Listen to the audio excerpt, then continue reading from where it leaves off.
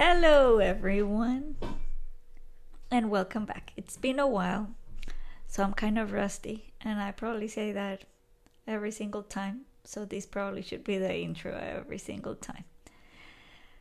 Today, I will invite my husband again because guess what? I don't have another guest to invite, so he's the victim once again. This time, well, I didn't introduce myself, but I guess, if you don't already know, then I'm Caro, and this is the venting chick. I haven't vented as much as I would like to.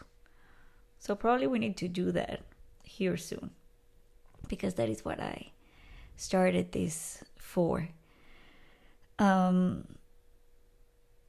today I'm going to talk about what is it? Can you hear me? Yeah. Okay, so then let's start again.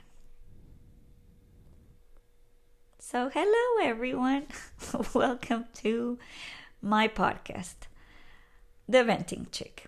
I haven't vented as much as I wish, which is a shame. So I should definitely start venting soon, so that we can all vent together. Today, in my podcast, I am going to have a very special and new guest. No, not really. My husband, because I don't have any other person to invite just yet. I would like to talk about a topic that he doesn't, he knows about it, but he doesn't know the topic. So we'll see what his honest and unaltered reactions are of the topic. Pregnancy. Like how a husband goes through and lives through the trying to conceive process but in his eyes. And the part of trying to conceive whenever it's not that easy, because there are people, women that couples that they just say we're gonna try and they just get pregnant right away. That was definitely not our case, and I know that is unfortunately the case for many, many, many couples out there, and it is a difficult process. But of course, as a woman and everything that goes in your body, your period every month after trying to conceive and all the frustration and disappointment and everything really happens in our bodies, then I don't know what he was going through. We didn't talk about that much because I was pretty busy, peeing on a stick, like measuring my BBT and all this while he was just snoring next to me. So yeah. So welcome. What an honor to be here. I'm so excited. So excited. I do think that we have already talked about this before, though. Have we? Maybe. I don't know. Okay, so what questions do you have for me? So what were you snoring every night?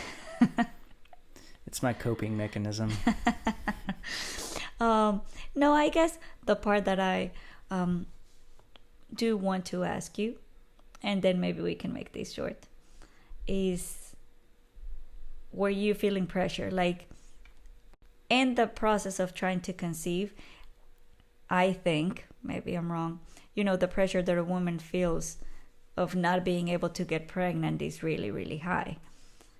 Is that right? Yeah, it's like a high pressure. You feel very much everything that is going on. And there's so many emotions going through us, because we go through all these hormonal changes.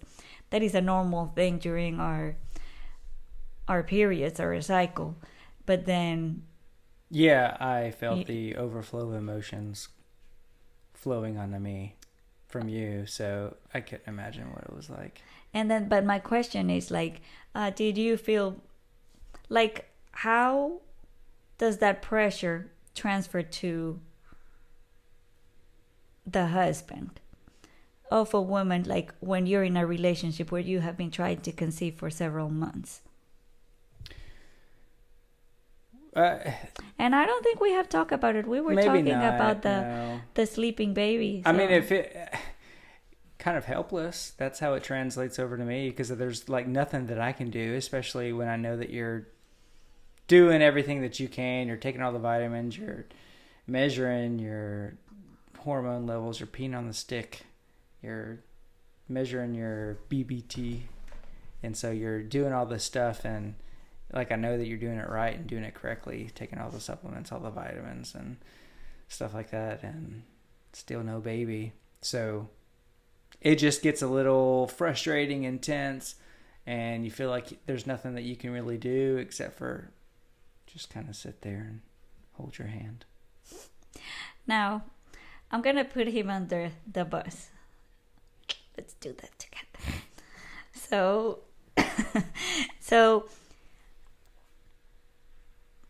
in our case, you did not have anything tested and you were not taking vitamins. Right. Explain.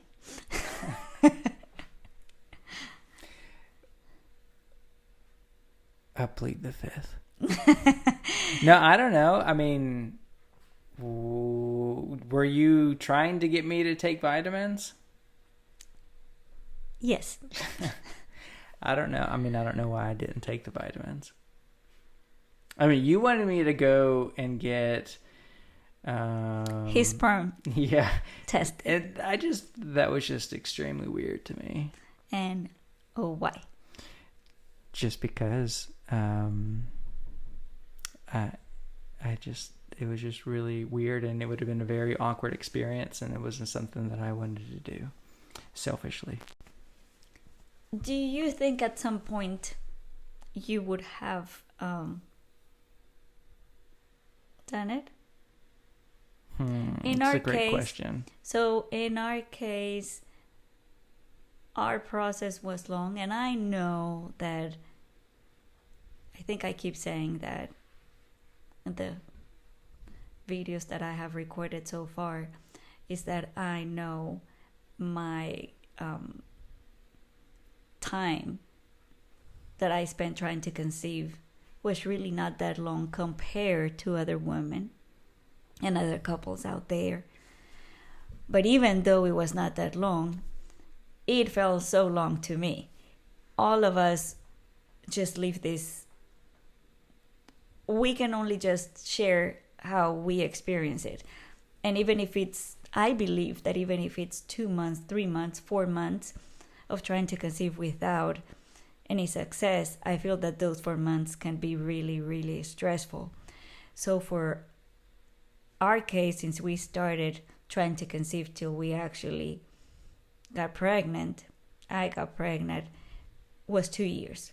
Now in that time, I got pregnant one time before, and it was like pretty much 8 months after the first time we tried to conceive.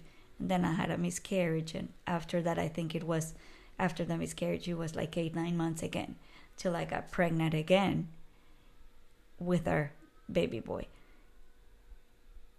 And I know out there women are having 5 years, 10 years, 15 years trying to conceive without any success. Sometimes with no miscarriages or like in between. Because then whenever you get pregnant, weird as it sounds, even if you have a miscarriage, then you think, okay, but I can still get pregnant. Then the challenge will be being able to carry the whole pregnancy. But in our case, was just two years. It was too long for me. Now, because I was already reaching my 40th birthday, so I was feeling the pressure of my age. Now going back to you. When do you think, because maybe 8 months was not that long, and then again 8 months after that was not that long. How long do you think you would have said, okay, maybe I'll do something, maybe... I definitely would have been more accepting and willing to do the supplements way sooner, probably like, I don't know, 3 months. 1 month before. Yeah, well, like probably within the next 3 months, but it would have been a really long time for me to warm up to the idea to go donate my sperm. You were not donating anything. They were just testing it. So the other thing, what were your emotions every month whenever I actually got my period? Sad and relieved. And what was why? Just because the unknown is scary a lot of times. And so for me, it was kind of like, oh no, I want a baby. But then also I was like, oh yay, no baby. Just because the unknown is scary. And so honestly, it was a little relieving, but also sad at the same time. Okay. So after all that we have lived, we have some after our son was born, what would you have done differently? And the reason I'm asking this is because I am hoping that if you are watching or listening and you are still in that process of trying to conceive,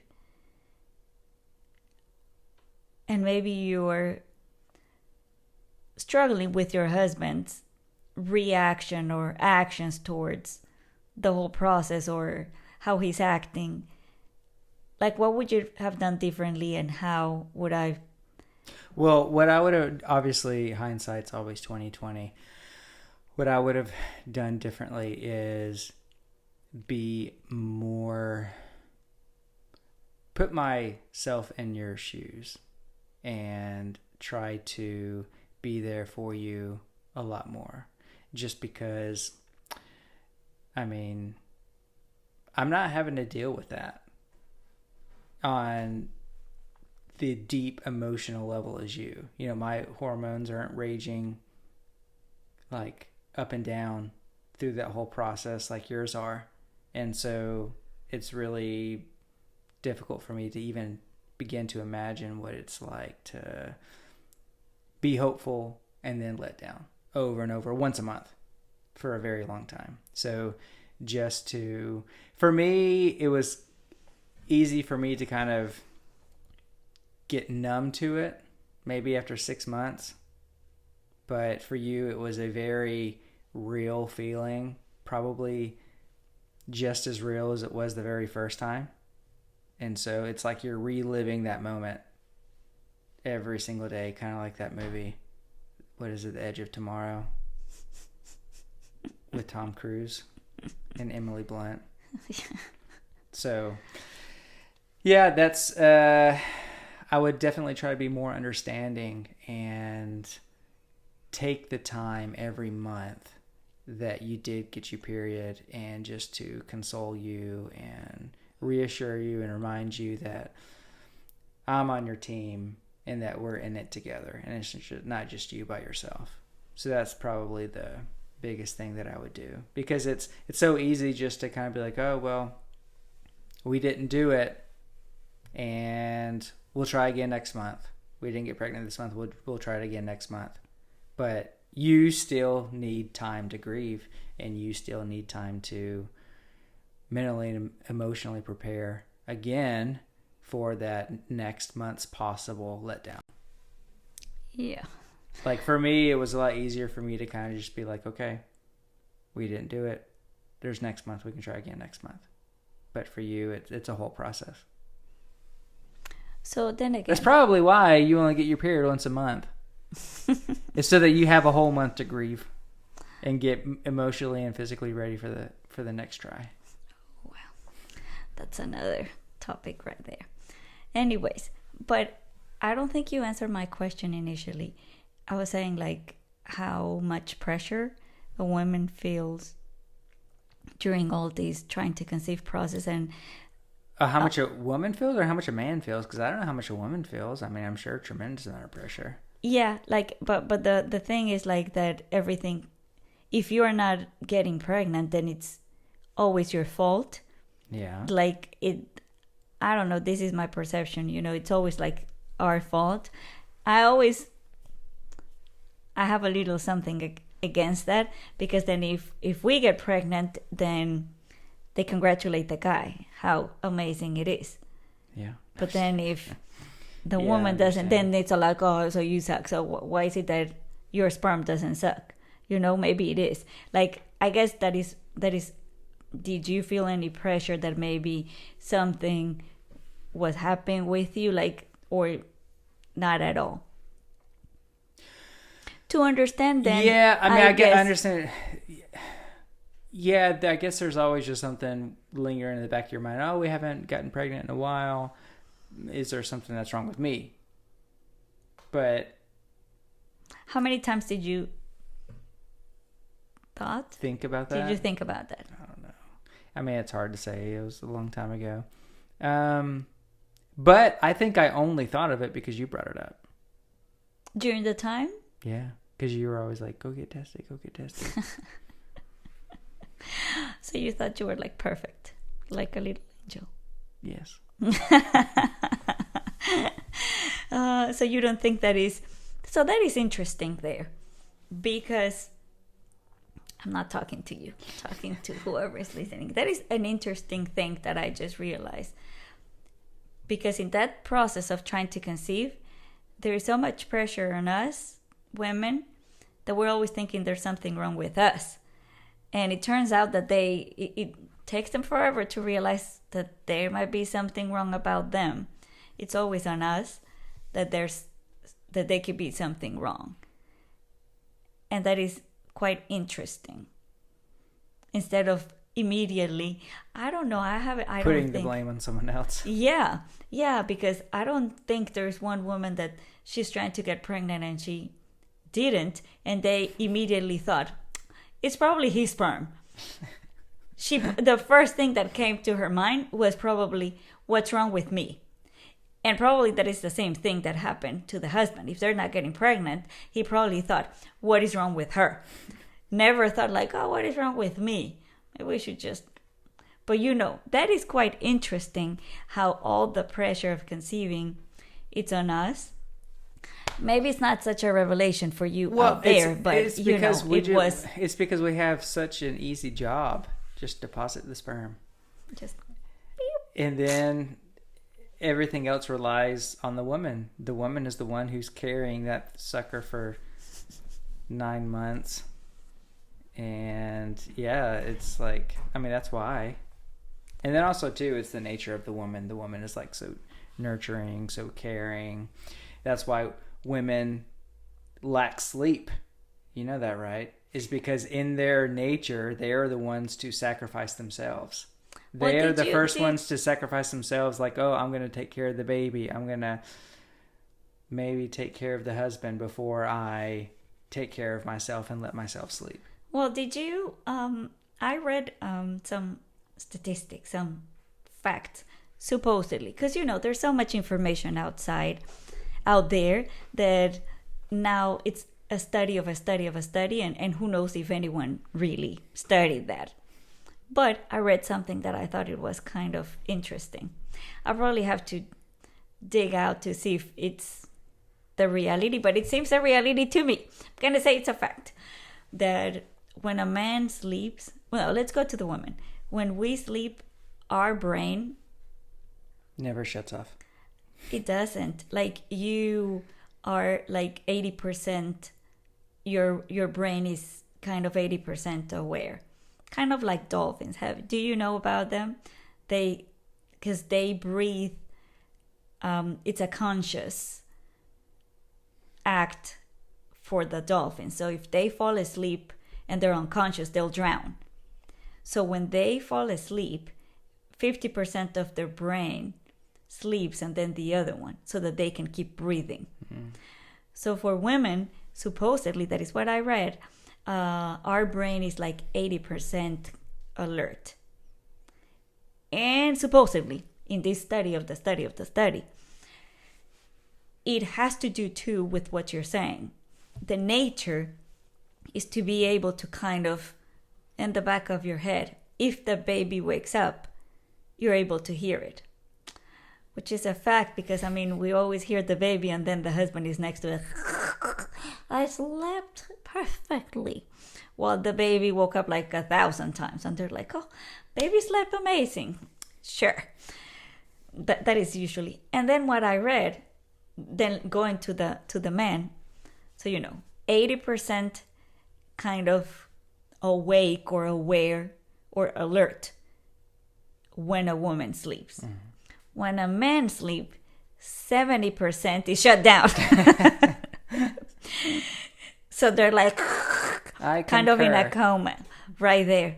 It's like, I can see. It's like the baby is just right there screaming and they just don't wake up.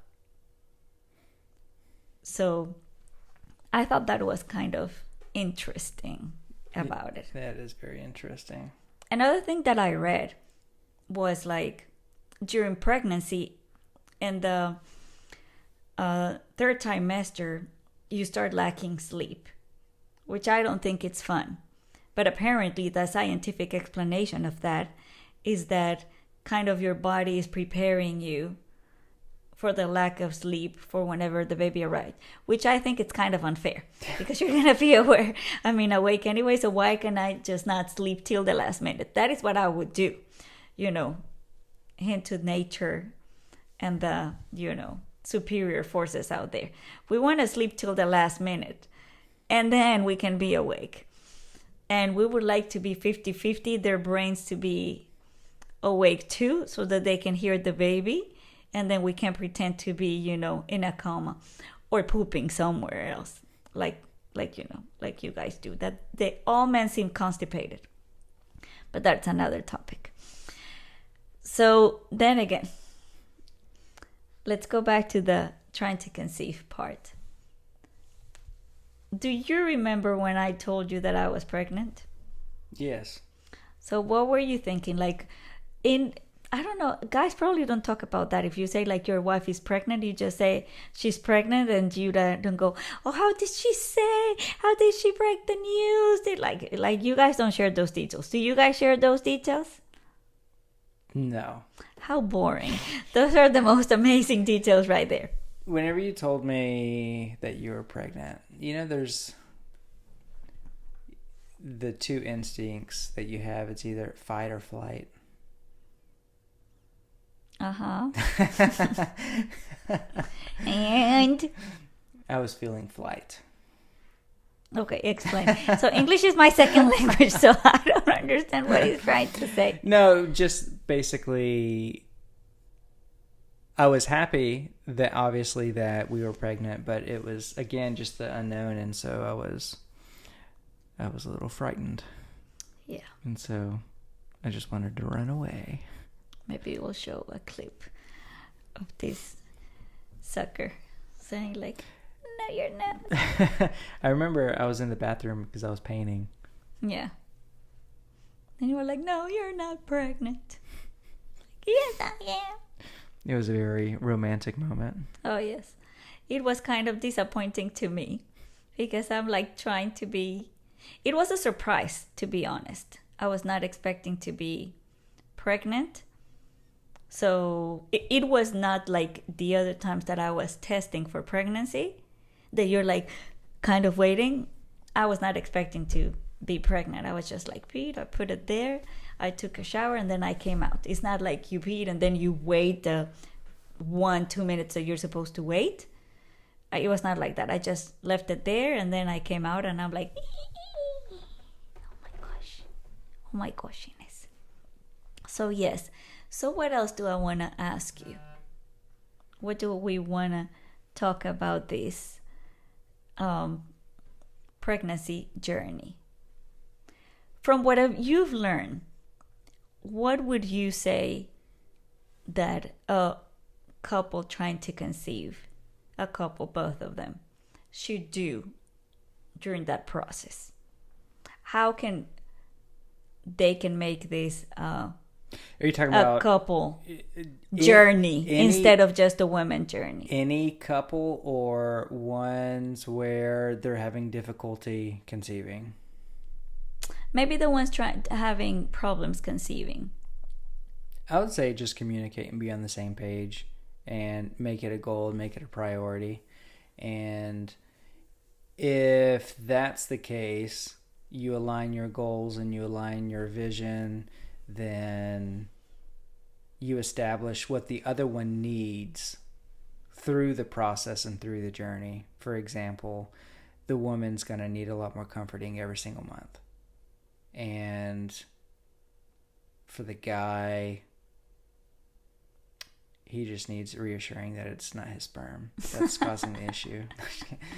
I don't know. I mean, I don't really think that the guy really needs too much, to be honest, but it's more so of just being on the same page with the woman and making sure more so that the woman's needs are met, because that can really make the journey a lot smoother and easier for all parties. Okay, so how can a woman not trick the husband, but kind of get the husband to get in the same page if they are having issues trying to conceive and she wants to speed up, meaning the husband needs to, What do you mean speed up? Speed up, like, you're doing everything you're supposed to do. You're taking your vitamins or doing this extra step. Yeah. How would you do that? How would I do that? How can a woman make you, like, take the vitamins and all this kind of stuff? And go test your sperm and all these things. I mean, I don't know. Maybe there's probably a lot of guys that won't have any issues with doing that. I just found it extremely weird and invasive. I was really weirded out. How can they I don't know. Like, it's a great question. I'm not sure. If you have the answer. Huh? If you have the answer, let me know. Well, what do you think, though? Like, what are your ideas? I don't know. I've heard, like, all these begging, crying, pretending. I don't know. Begging, crying, promise more sexual encounters. That one I bet works. they're already doing works. that, because if she's trying to conceive, then the sex will have to go there. I mean, you can take the vitamins and crush them up and then put them in like a smoothie. Like a baby. I mean, really, though, if you want to be really annoying and obnoxious, I mean, if you're really concerned about that, well, not really annoying and obnoxious, but you can just buy like for the woman, just go ahead and buy everything. And then you can just go ahead and just like buy a little, like Monday through Sunday, like capsule thing. And then just put them in there and just leave them out. If he drinks coffee, leave him out by his coffee. And if he still ignores them, just give them to him every day. Oh my gosh, with a glass of water. And then I'm sure that he'll get used to it and he'll start doing it on his own. Okay. What else do you want to say? But I mean, here's the thing, like, most guys don't look at that as important, really. It's usually the female. It's just how the two are wired. And so if that's really what's important to you, then unfortunately the reality is that woman is probably going to have the initiative first. Again, I'm probably one of those annoying stereotypical guys, and I'm sure that there's other wonderful role models, poster boy children of how husbands should be. Unfortunately, I'm not one of those, and so they should tell us what motivates them. They probably don't need any motivation. They're like, oh no, this is what a good husband should do. Okay, maybe we should work on that. Anyways, yeah, I mean, I feel that the... Oh, what about my answers? Do you think those were good or no? What do you think? We're gonna let the public decide. I mean, it's not gonna be an answer that you probably wanted to hear. But I think it's kind of hard, because then it's not giving you... Sorry. Like, I'm just saying, if the guy is completely where I feel like you're using me, like the bottom of the barrel example of like, how do we coerce this guy to take his vitamins and Right, go be a because sperm donor? that would be the question. If Yeah, you have a difficult husband, yeah, because exactly. if you have an easy husband, then you wouldn't be like asking the question. Yeah, Because so you didn't have that. You don't have that problem. I'm just saying, like, what could you do for me to get me to want to do it? So that's probably it. Or like if, you know, because I was taking cod liver every morning. So if you have the gel capsules, then you could like just swap them out without me knowing. That works too. Okay. Well, the thing then, like the analysis or like thoughts about this topic of being the husband or being in a relationship when you're trying to conceive, and it is not easy. How to make it a we journey instead of just a women journey. Besides doing that, do you think men would read books about it and stuff? Like, would you have? Well, about the non-conceiving, I didn't read, but I did read books about parenting. Would you have read anything about like the conceiving books? Although most of them, to be honest, are just always based on women, then I feel that at some point, at some level, like that is useless to you because there's nothing that you particularly need to do there. Like drink more water. I mean, that will be for us. What do you have to do there? Maybe just reminding us you haven't had enough water. I think it just takes someone who's like extremely proactive to want to read those books, like a guy. Mm-hmm. Do you know any of those guys?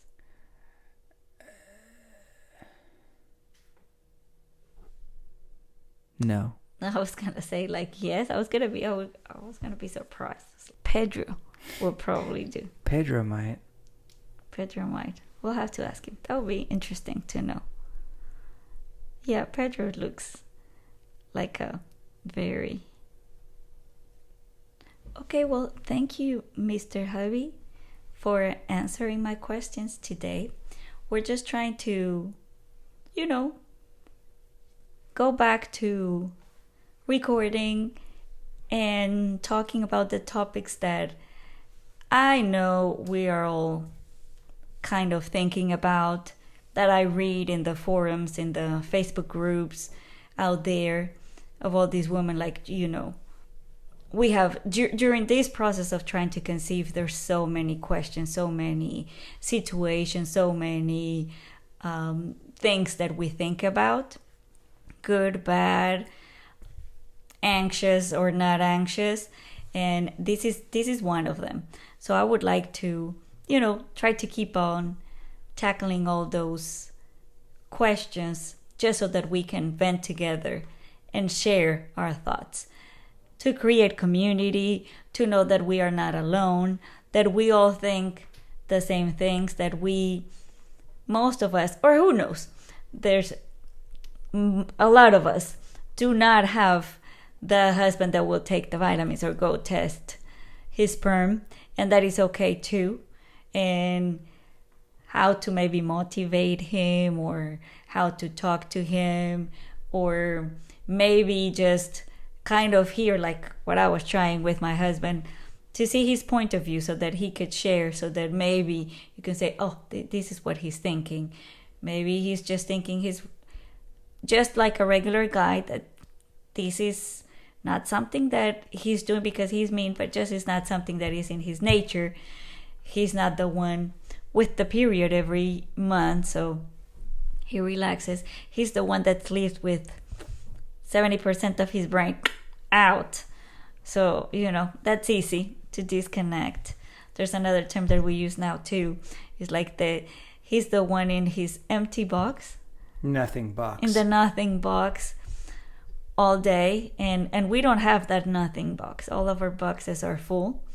So sometimes it's good just to understand, to hear stories and be able to relate, to know that we are not alone. We go through the same things. We all have the same good and bad things that happen to us, and that pretty much at the end that we're not alone, and that we can relate, and that we can find community, and that it's not the end of the world. We still have next month, and if we are getting to that age, it is okay to ask for help. So do not hesitate, do not wait, and ask your doctors. Go to the doctor, demand answers, demand tests. Don't hesitate, don't be shy, because this is your desire, this is your body, and I mean, we should do what makes us happy. And if you're trying to conceive, there are options out there. So then, just like, I mean, overall, thank you for listening. I know I'm going a little crazy in this, trying to do closure, but again, thank you for listening, hoping that this will give you a little bit of light into the male's side of the story, and hope that you stick around. We will try to record soon. Bye-bye.